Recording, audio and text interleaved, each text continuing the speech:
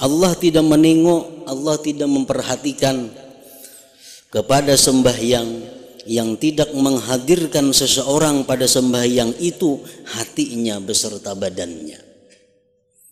Artinya kalau kita sembahyang itu hati kita melayang keluar daripada badan, Allah kada akan menengok sembahyang itu. Jadi hati di dalam sembahyang itu mesti mengikuti gerak-gerik sembahyang. Kalau badan kita ruku, hati ikut ruku. Badan kita sujud, hati ikut sujud. Badan kita berdiri, hati ikut berdiri. Nah itu ngarannya hati kada keluar daripada badannya. Kalau kita sujud tapi hati kita memikirkan di rumah, ngarannya hati berpisah dengan badan kita.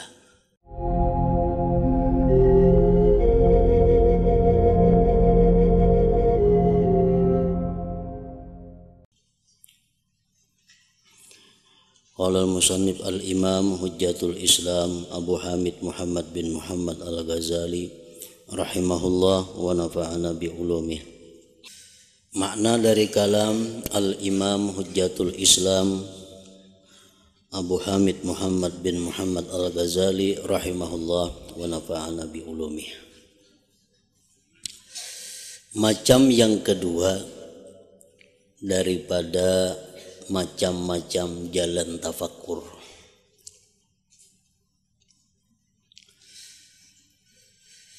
Perbuatan taat.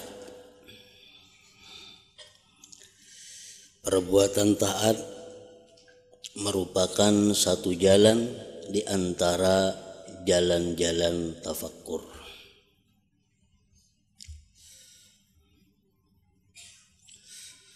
Maka ia meneliti pertama-tama pada salat fardu yang diwajibkan atasnya, bahwa bagaimana ia menunaikannya. Nah ini termasuk di antara jalan tafakkur. Kita memikirkan tentang bagaimana sembahyang fardu yang kita laksanakan itu. Bagaimana cara menunaikannya.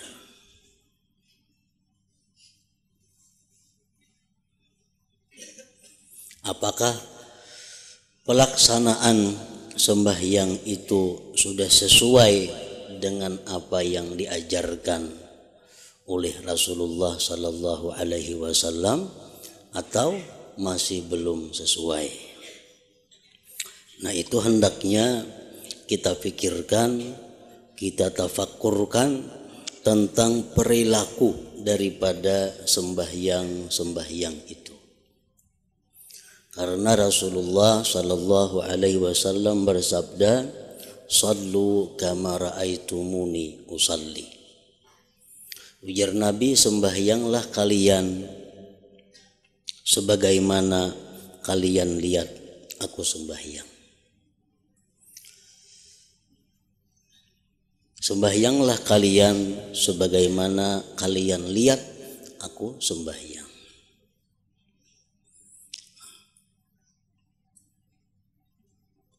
Tidak mungkin kita bisa melihat sembahyang Rasulullah sallallahu alaihi wasallam karena kita kada berjumpa, kada satu masa dengan beliau.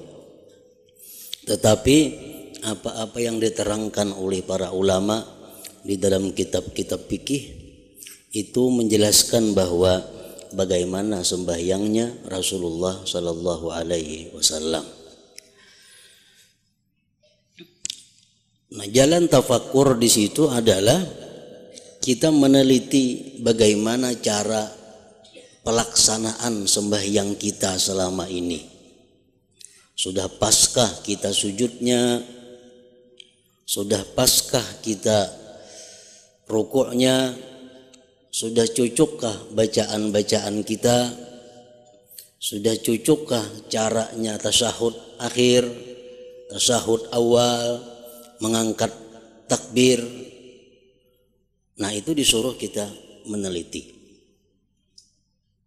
tafakkur.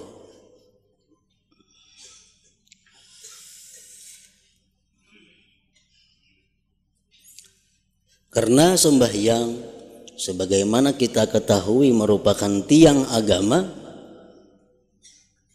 dan sembahyang itu merupakan pokok daripada segala amal ibadah yang lainnya. Rasulullah sallallahu alaihi wasallam bersabda, "Man laqiyallah wa huwa mudayyi'un lis-shalah lam ya'ba illah bi syai'in min hasanatihi." Barang siapa berjumpa Allah, artinya barang siapa mati sedangkan dia masih selama hidupnya menyia-nyiakan sembahyang, maka Allah tidak peduli dengan sesuatu dari kebaikan-kebaikannya yang lain. Nah, maka itu meneliti kembali, berpikir kembali tentang bagaimana pelaksanaan sembahyang kita itu merupakan sesuatu yang mesti dilakukan. Dalam hadis yang lain Rasulullah menyatakan, "Awwalu ma yunzaru min amalil 'abdi yaumal qiyamah as-shalah in wujidat tammatan qubilat minhu wasairu amalih wa in wujidat naqisatan ruddat alaih wasairu amalih." Awal yang dipandang dari amal perbuatan hamba pada hari kiamat adalah sembahyang. Jika didapat sembahyang itu sempurna, maka diterima sembahyang daripadanya dan diterima pula sekalian amal kebaikannya. Jika didapat itu sembahyang kurang, maka sembahyang itu ditolak atasnya dan ditolak seluruh amal kebaikan.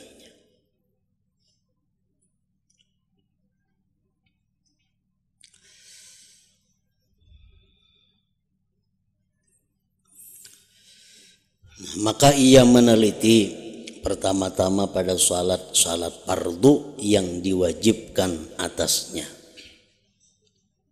bahwa bagaimana ia menunaikannya. Apakah masih ada kira-kira sembahyang fardu yang belum terlaksanakan? Apakah masih ada kira-kira hutang sembahyang fardu? Nah, selama masih ada hutang sembahyang fardu, maka kita tidak diperkenankan melaksanakan sembahyang sunat. Selama masih ada qadaan sembahyang fardu, maka waktu hendaknya digunakan untuk membayar qadaan. Tidak dibolehkan menggunakan waktu untuk hal-hal yang sunat, karena membayar hutang yang wajib itu adalah hukumnya wajib. Nah, jadi mulai kita akil balik, mulai umur 15 tahun laki-laki, kita disuruh berpikir ulang, berpikir mengenai pelaksanaan sembahyang itu. Bagaimana ia menjaganya dari kekurangan dan keteliduran. Kalau sembahyang kita dapati bahwa sembahyang kita kadada hutang, rasanya rasa kadada hutang bang, rasa sembahyang aja terus. Nah, kemudian kita berpikir tentang kekurangan-kekurangan yang ada di dalam pelaksanaan sembahyang, baik kekurangan secara zahir maupun kekurangan secara batin. Kekurangan secara zahir umpamanya meninggalkan yang sunat-sunat. Nah, itu kekurangan secara zahir. Seperti sembahyang umpamanya kada besurah-surahan, langsung Fatihah aja ruku, Fatihah ruku, kada ada surah-surahnya. Nah, ini satu kekurangan. Itu yang zahir. Nah, kemudian kita berpikir lagi tentang kekurangan-kekurangan yang batin daripada sembahyang. Kekurangan batin adalah seperti khusyuk. Nah, bagaimanakah kekhusyuan kita selama ini? Kalau bisa kita persin, umpamanya berapa persen khusyuk kita dari sembahyang yang 4 rakaat itu. Nah, disuruh tafakkur, memikirkan itu. Rasulullah bersabda, la yanzurullah ila salatin la yuhdirur rajulu fiha qalbahu ma'a badanihi. Allah tidak menengok, Allah tidak memperhatikan kepada sembahyang yang tidak menghadirkan seseorang pada sembahyang itu hatinya beserta badannya. Artinya kalau kita sembahyang itu hati kita melayang keluar daripada badan, Allah kada akan menengok sembahyang itu. Jadi hati di dalam sembahyang itu mesti mengikuti gerak-gerik sembahyang. Kalau badan kita ruku, hati ikut ruku. Badan kita sujud, hati ikut sujud. Badan kita berdiri, hati ikut berdiri. Nah, itu ngarannya hati kada keluar daripada badannya. Kalau kita sujud tapi hati kita memikirkan di rumah, ngarannya hati berpisah dengan badan kita. Kita ruku, hati kita di pasar, berarti hati kita berpisah daripada badannya. Nah, Allah kadang memperdulikan sembahyang seorang hamba yang seperti itu. Nah, itu perlu dipikirkan juga. Perlu dipikirkan. Bagaimana ia menjaganya dari kekurangan dan keteliduran. Atau bagaimana ia menambal kekurangannya dengan banyaknya salat-salat sunat. Sembahyang-sembahyang sunat yang kita lakukan seperti qabliyah, ba'diyah itu berfungsi untuk menutupi kekurangan-kekurangan di dalam sembahyang fardu.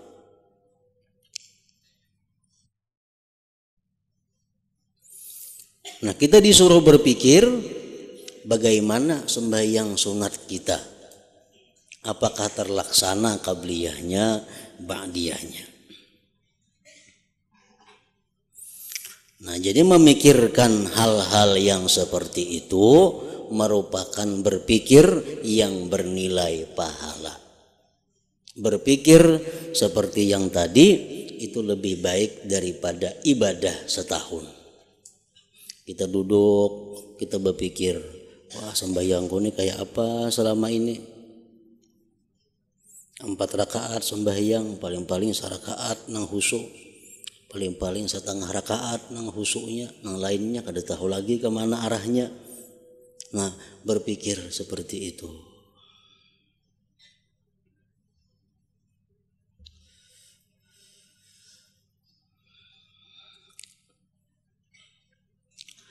Kemudian ia kembali berpikir pulang kepada anggota badan demi anggota badan.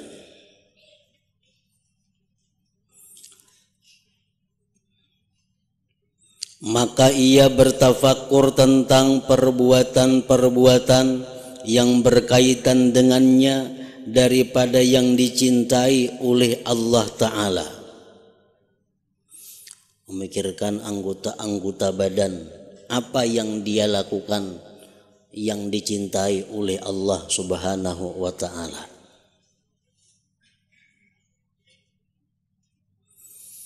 Maka ia berkata umpamanya, sesungguhnya mata diciptakan untuk memandang pada kerajaan langit dan bumi, untuk mengambil i'tibar.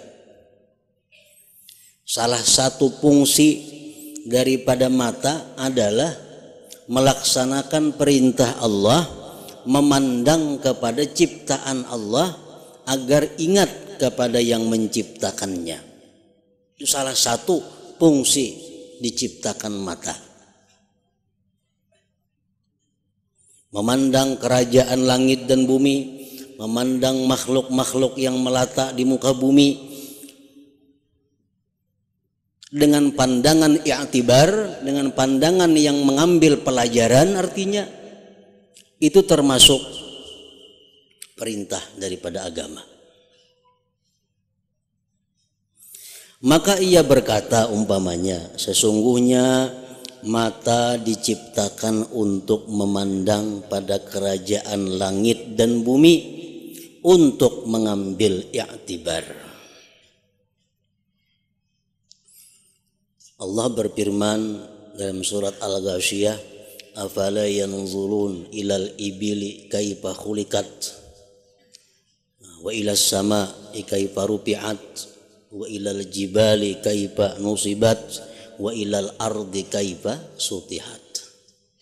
Contohnya, apakah mereka tidak memandang, apakah mereka tidak menggunakan mata kepada unta, kaifa khuliqat, bagaimana unta itu diciptakan oleh Allah Subhanahu wa taala. Unta adalah salah satu binatang yang menakjubkan. Unta salah satu binatang yang ajaib daripada binatang-binatang lainnya. Nah, Allah menyuruh kita, apakah mereka itu kadang menggunakan mata untuk melihat unta? Bagaimana unta itu diciptakan oleh Allah Subhanahu wa taala. Nah, para ulama tafsir menjelaskan kenapa Allah Subhanahu wa taala mencontohkan unta, karena mencontohkan kuda. Padahal kuda sangat terkenal di tanah Arab di samping unta.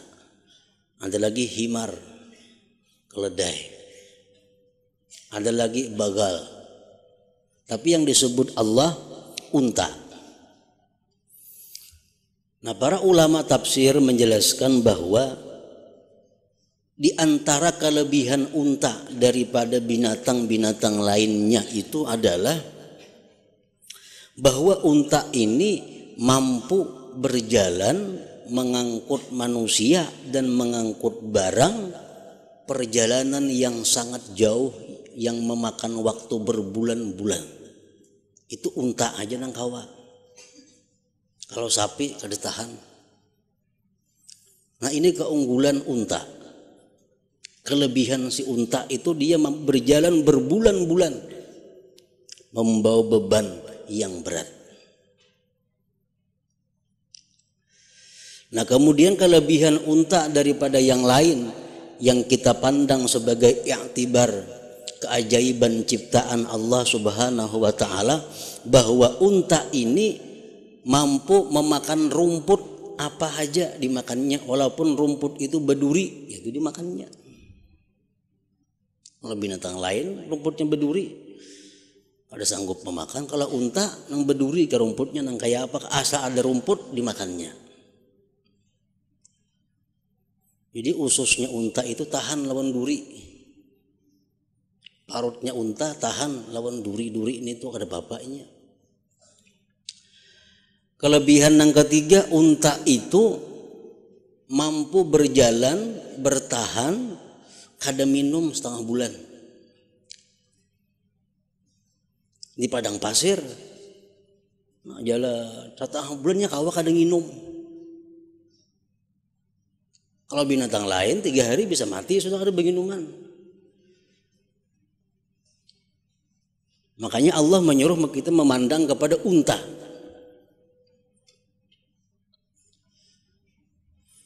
Nah, kelebihan unta lagi, unta ini yata'atsaru bisautil hasan, dia memberi bekas dengan suara yang baik.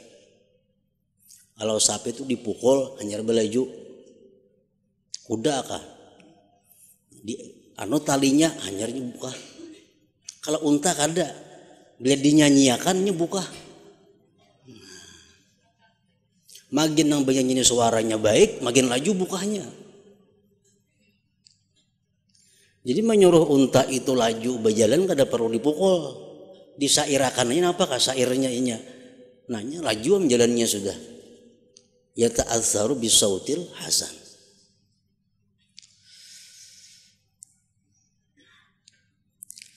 Nah, diceritakan bahwa pernah terjadi 2 ekor unta membawa barang yang berat dari Syam menuju Mekah.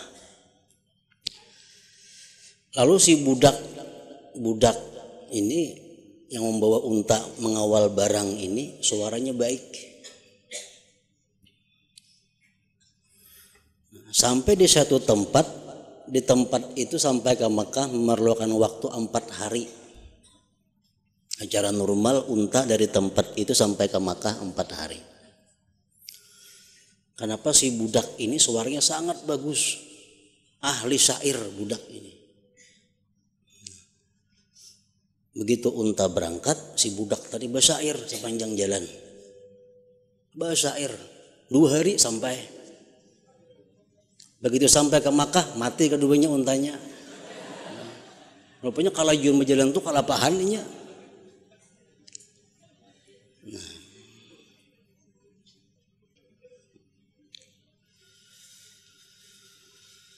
Nah, jadi fungsi mata Allah menciptakan untuk memandang hal-hal seperti itu.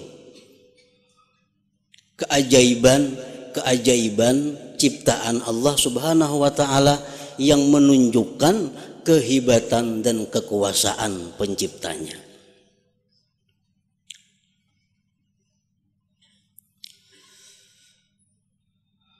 Dan agar digunakan itu mata penglihatan dalam taat kepada Allah Ta'ala.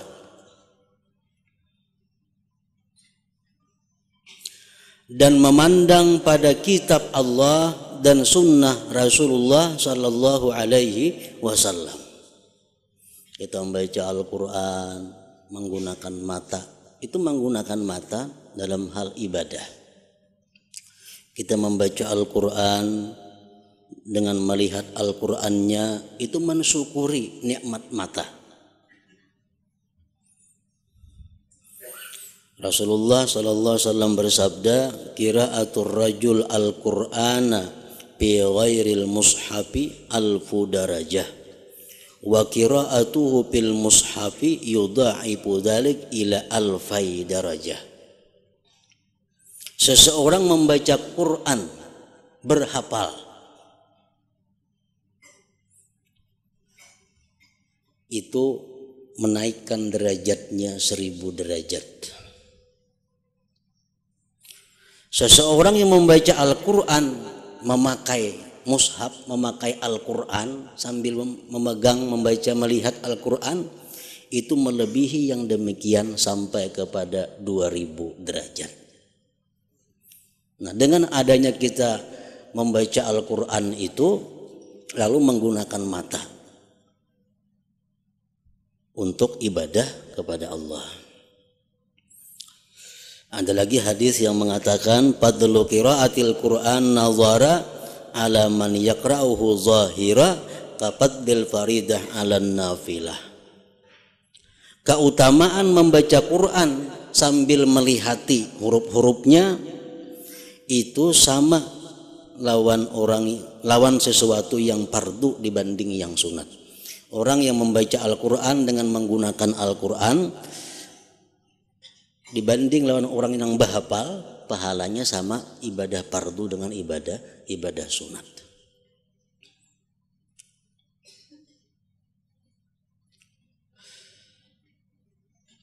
Nah, sesungguhnya mata diciptakan untuk memandang kepada kerajaan langit dan bumi, untuk mengambil i'tibar dan agar digunakan dalam taat kepada Allah Ta'ala dan memandang pada kitab Allah dan sunnah Rasulullah Sallallahu Alaihi Wasallam. Dan saya mampu menyibukkan mata, saya mampu menggunakan mata dengan mutalaah Al-Quran dan sunnah. Lalu mengapa saya tidak mengerjakannya? Itu yang dipikirkan.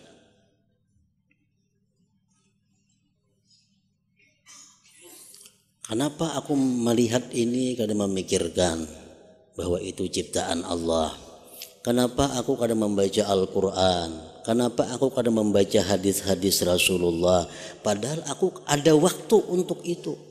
Padahal aku ada kemampuan untuk itu. Kenapa maka kada? Nah, dicari penyebabnya kenapa? Nah, tafakur, pikirkan yang seperti itu.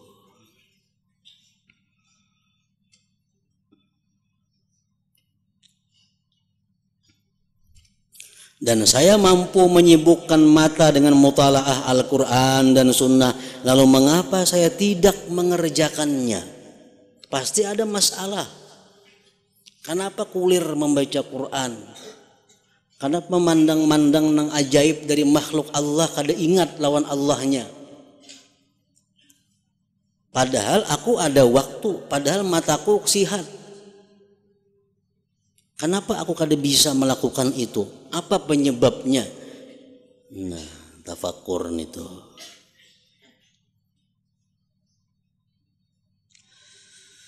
Dan saya mampu memandang kepada si fulan yang taat dengan mata takzim, dengan pandangan memuliakan. Maka saya menyenangkan hatinya. Dan saya memandang kepada si fulan yang fasik dengan mata penghinaan, pandangan penghinaan, maka saya mencegahnya dengan demikian itu dari perbuatan maksiatnya. Maka mengapa saya tidak mengerjakannya? Memandang orang yang saleh mestinya pandangannya pandangan hormat. Memandang orang-orang yang nyata-nyata fasik mestinya pandangannya pandangan yang sinis. Tapi kenapa aku kada bisa melakukan itu? Memandang orang yang saleh sama, memandang orang fasik kayak itu juga. Kenapa kada bisa merubah pandangan itu?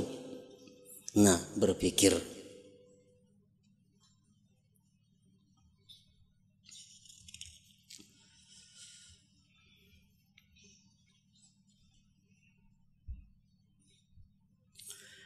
Dan seperti itulah ia berkata pada pendengarannya. Tadi mata, ini pendengaran. Sesungguhnya saya mampu mendengar perkataan orang yang amat sedih, orangnya tertinggal.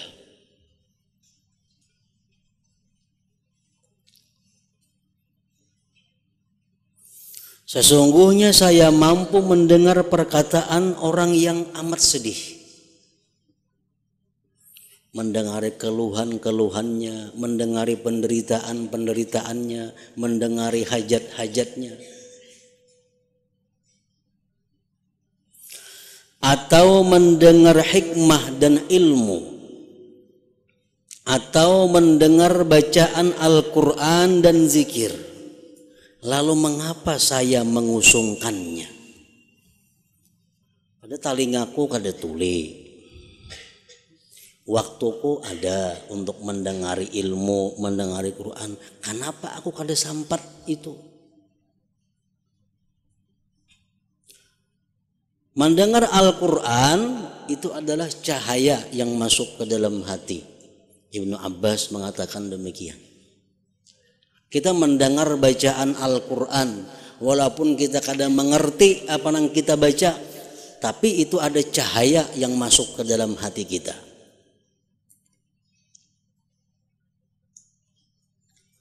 Kita mendengar orang membaca sejarah-sejarah tentang Nabi Muhammad Sallallahu Alaihi Wasallam, membaca tentang kisah kelahiran Nabi, membaca tentang kisah-kisah perangnya Nabi. Bahasa Arab kita kadang mengerti. Tapi kita dengari, maka itu akan jadi cahaya yang masuk ke dalam hati kita.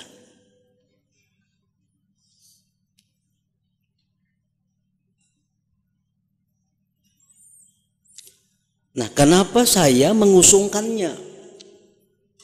Kenapa kada tertarik mendengarnya?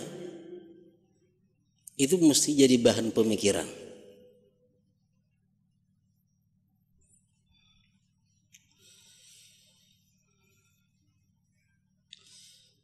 Menjadi bahan renungan, apa kendalanya maka aku ini kada katuju mendengari Al-Quran? Apa sebabnya aku ini kada katuju mendengari ilmu? Apa masalahnya? Dan Allah telah menganugerahkan kenikmatan kepadaku dengannya, pendengaran. dan menitipkannya kepadaku agar saya bersyukur kepadanya. Mendengari Al-Quran berarti mensyukuri nikmat telinga. Mendengari ilmu bersyukur nikmat telinga. Maka mengapa saya mengkufuri kenikmatan Allah padanya? Kenapa kita ketujuh mendengari hal-hal yang kada bermanfaat? Kenapa ketujuh mendengari hal-hal yang maksiat? Mengkufuri kenikmatan Allah padanya dengan menyia-nyiakannya itu pendengaran atau mengusungkannya daripada amal kebaikan. Nah, itu jadi renungan juga.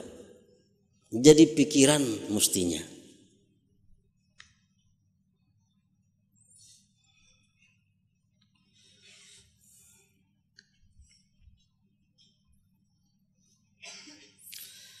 Dan begitu pula ia bertafakkur tentang lisan.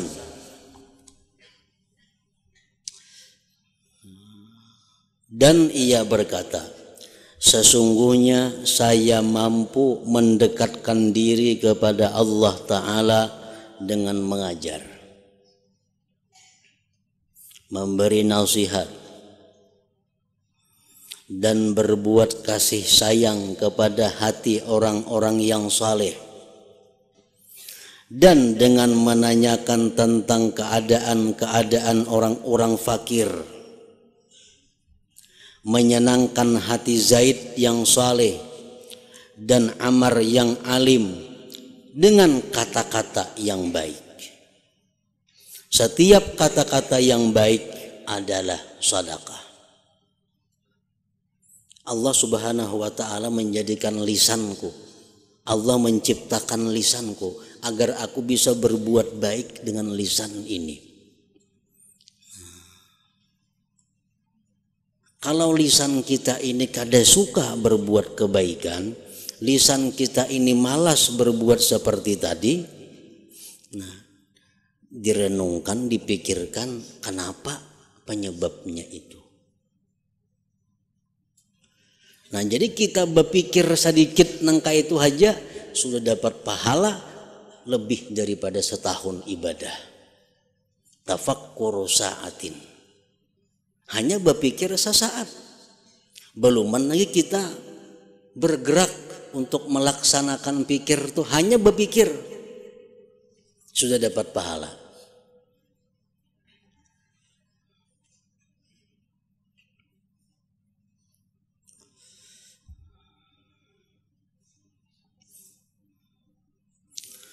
Dan begitu pula ia bertafakkur tentang hartanya.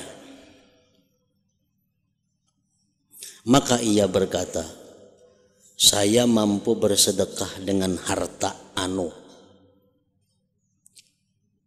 Hartaku yang itu bisa kusedekahkan. Karena saya tidak memerlukannya. Karena aku kada terpakai juga itu. Bila mana saya memerlukan kepadanya, maka Allah Ta'ala menganugerahkan kepadaku seperti itu. Dan kalau saya memerlukannya sekarang, maka saya kepada pahala mengutamakan orang lain itu lebih memerlukan daripadaku kepada harta itu. Harta ini mestinya kusedekahkan karena hartanya kada terpakai.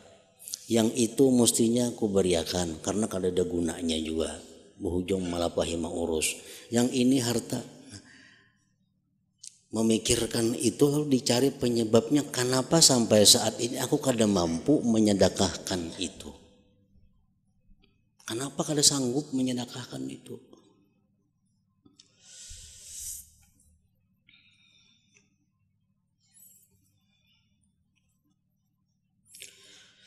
Dan begitulah ia memeriksa tentang semua anggota badannya, sejumlah badannya, dan semua hartanya, bahkan tentang semua binatangnya, budak-budaknya, dan anak-anaknya. Sesungguhnya semua yang demikian itu adalah alat-alatnya, dan sebab-sebabnya. Dan ia mampu mengerjakan taat kepada Allah dengan alat-alat dan sebab-sebabnya itu. Anak bisa diulah jalan untuk mendapatkan pahala. Pasangan hidup laki atau bini kawa diulah jalan untuk mendapatkan pahala. Kendaraan kawa diulah alat untuk menarik mendapatkan pahala. Nah, semua yang diberikan Allah kepada kita itu bisa diulah sebab, diulah alat untuk mendapatkan pahala.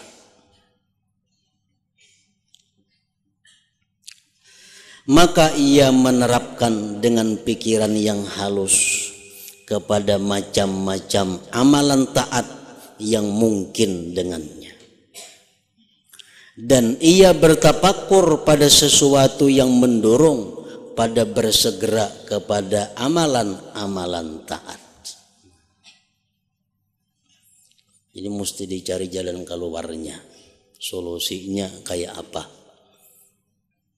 Allah sudah lengkap menyediakan alat-alatnya untuk mendapatkan pahala. Tapi kenapa alat-alat itu kada kawa digunakan?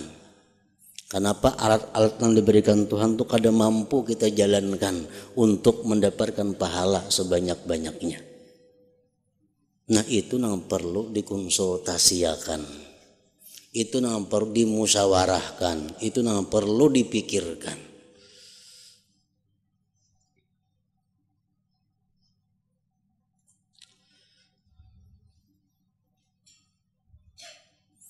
Salah seorang sahabat Rasulullah Sallallahu Alaihi Wasallam pernah datang kepada Nabi, wahai Rasulullah,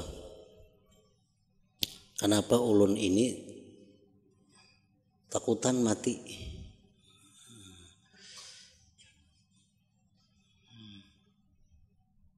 Artinya hendak lawas hidup dalam dunia. Padahal Rasulullah mengatakan ad-dunya sijnul mukmin. Dunia ini adalah penjaranya orang yang beriman. Dunia penjara orang beriman. Mestinya setiap orang beriman tuh hendak lakas keluar di penjara. Maulah tahanan hendak belambat dalam penjaranya. Bila keluarnya suka mestinya.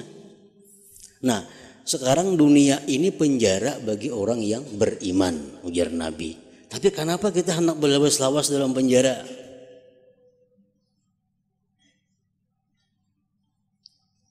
Semua anak panjang umur, ketujuh dalam penjara. Maka Nabi ad-dunya sijnul mukmin. Dunia ini penjara orang yang beriman. Mestinya orang beriman itu berpikir nak lakas keluar dari penjara. Ada kita paling. Kita berpikir nak berlawas-lawas dalam penjara. Berarti ada masalah ngarannya kita nih, ada yang kada normal dalam awak kita. Ada yang kada biris dalam akal kita. Nah, sahabat ini bertakun lawan, wahai Rasulullah, kenapa orang ini hendak lawas hidup dalam dunia? Nah, ini ngarannya mencari jalan keluar, mengetahui penyakit hati. Ini ada penyakit nih, anak panjang umur ini ada penyakit.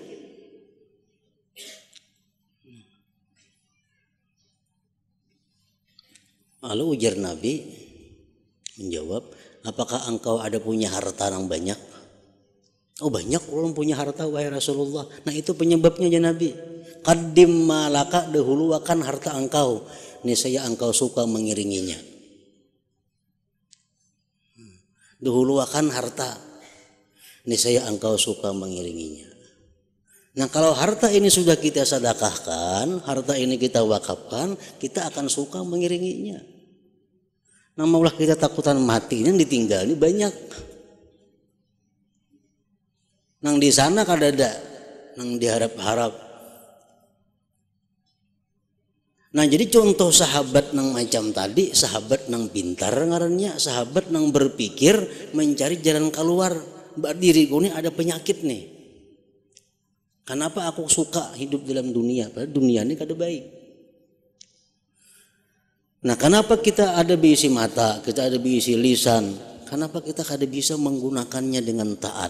Kenapa kita malas dengan zikrullah? Kenapa kita malas menggunakan telinga mendengar ilmu Quran? Pasti ada masalah dalam diri kita. Nah, dicari jalan keluarnya kayak apa supaya rajin mendengar kebaikan, berkata kebaikan.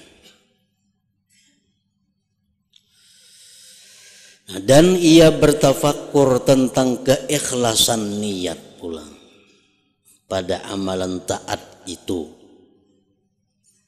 Taatnya sudah diamalkan, pikirkan ikhlasnya macam apa. Apakah sudah ikhlaskah amalan selama ini atau belum ikhlas? Dan ia mencari tempat dengan berhak baginya sehingga amalnya bersih dengan niat itu. Maka bandingkanlah kepada ini akan amalan-amalan taat lainnya. Nah, jadi berpikir tentang menggunakan seluruh yang ada di tubuh dan yang menjadi milik kita kepada taat, berpikir itu adalah merupakan pikiran yang positif dan bernilai ibadah yang sangat besar pahalanya. Nah, kemudian macam yang ketiga, jalan-jalan berpikir sifat-sifat yang membinasakan yang tempatnya adalah hati.